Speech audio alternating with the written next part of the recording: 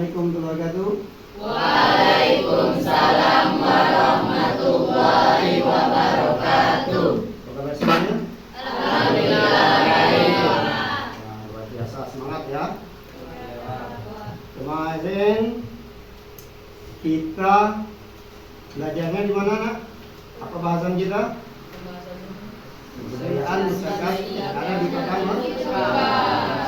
Hari ini kita akan belajar tentang substansi dan strategi masyarakat, substansi dan strategi dakwah Rasulullah di kota Madinah. Ya, bagus. Sebelum kita masuk ke materi, siapa yang tidak masuk hari ini? Tidak ada. Semangat ya. Adapun tujuan pembelajaran kita adalah memahami substansi dan strategi dakwah Rasulullah periode Madinah sebagai inspirasi dalam menyebarkan ajaran Islam saat ini. Ya, nanti seperti biasa kita akan membuat kelompok. Ya, ada sekitar 4 atau 5 kelompok yang kita buat.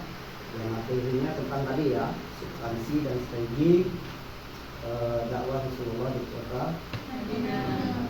Ya, sebelum kita masuk ke materi, Bapak ingin tanya dulu, bukunya dibaca tidak? Baca. Yakin dibaca?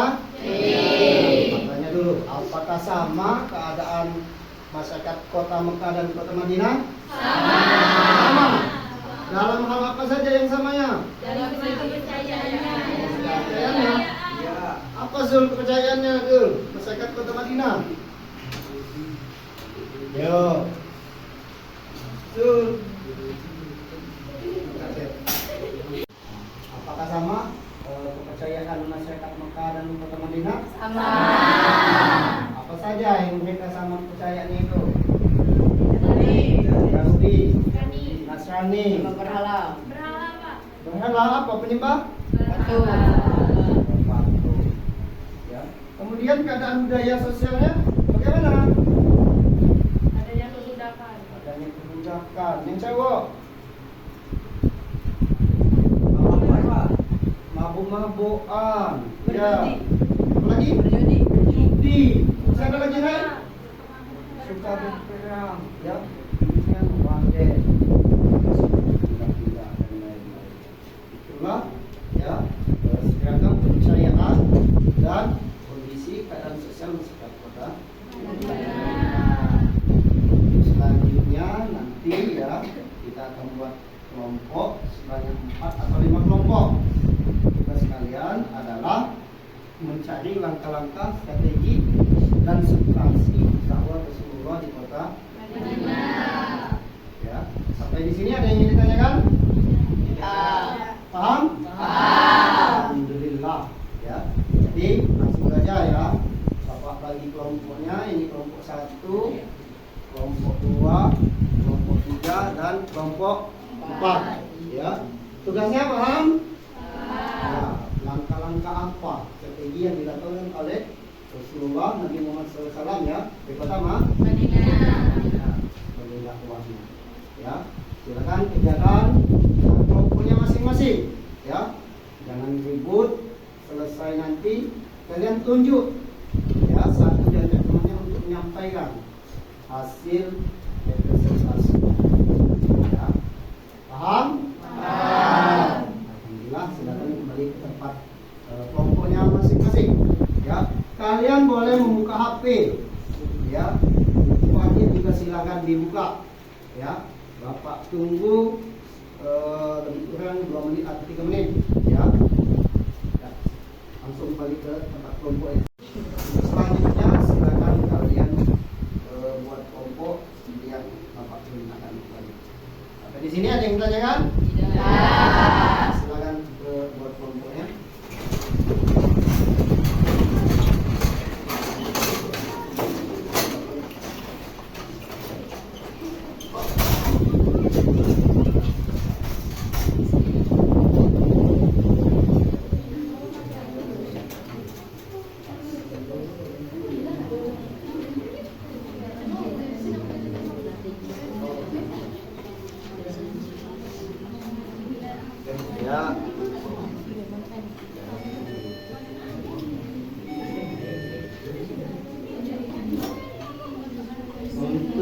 diskusinya langkah apa saja yang menjadi strategi Rasulullah di kota Madinah, ya.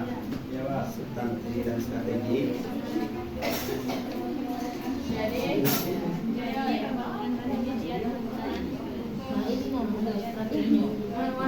Yang pertama menyiarkan Islam secara sembunyi-sembunyi, halaman 24.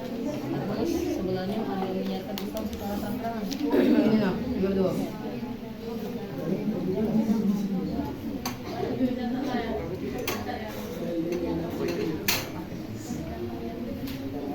Baca dulu.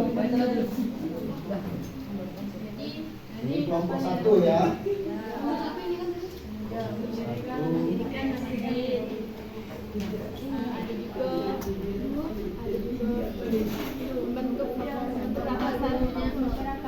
Kelompok 2. Kelompok 3. Kelompok 4.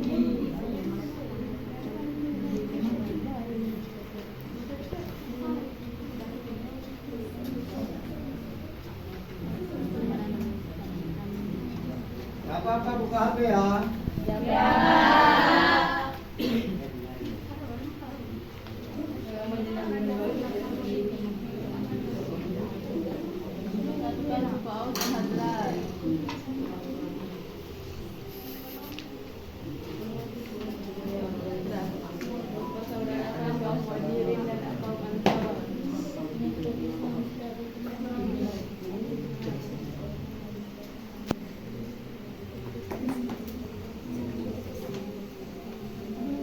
Penamaan nilai-nilai moral.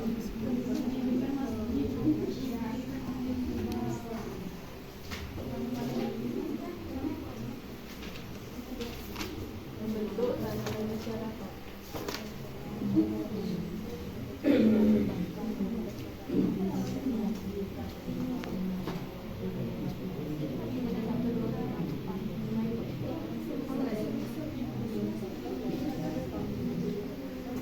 Kelompok 1 selesai? Belum, kelompok 2? Selesai, Pak. Kelompok 1 selesai, kelompok 2? Selesai. Kelompok 3? Selesai. Kelompok 4? Selesai. Ya, kalaupun sudah selesai, silakan masing-masing kelompok untuk menunjuk ketua juru bicaranya ya, menyampaikan hasil diskusinya ya. Kelompok 1 siapa yang ditunjuk? Melisa ya? Melisa. Kelompok 2? Andini. Kelompok 3? Tasya. Kelompok 4? Kelompok 4? Zulwansa ya. Ya. Silakan kelompok 1 membacakan presentasinya. Baik, saya akan membacakan strategi dakwah Nabi Muhammad SAW di kota Madinah. Pertama, ia mendirikan masjid di daerah Kuba yang sekarang dikenal dengan Masjid Kuba. 2, mempersaudarakan kaum Muhajirin dan kaum Ansor, menyusun perjanjian perdamaian dengan kaum Yahudi atau Piagam Madinah.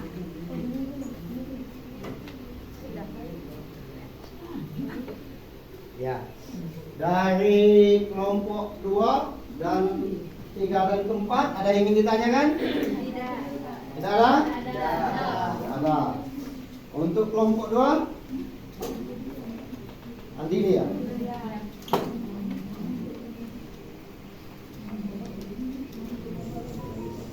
Jadi strategi dakwah Nabi Muhammad SAW di Madinah adalah mempersaudarakan kaum Muhajirin dan kaum Ansor. 2, penamaan nilai-nilai moral. 5, membentuk tatanan masyarakat. Membentuk tatanan masyarakat, satukan kaum Muhajirin dan Ansor ya. Untuk kelompok 2, kelompok 1, kelompok 3 dan kelompok 4 ada yang ingin ditanyakan? Ya. Kelompok 3 silakan. Pasya.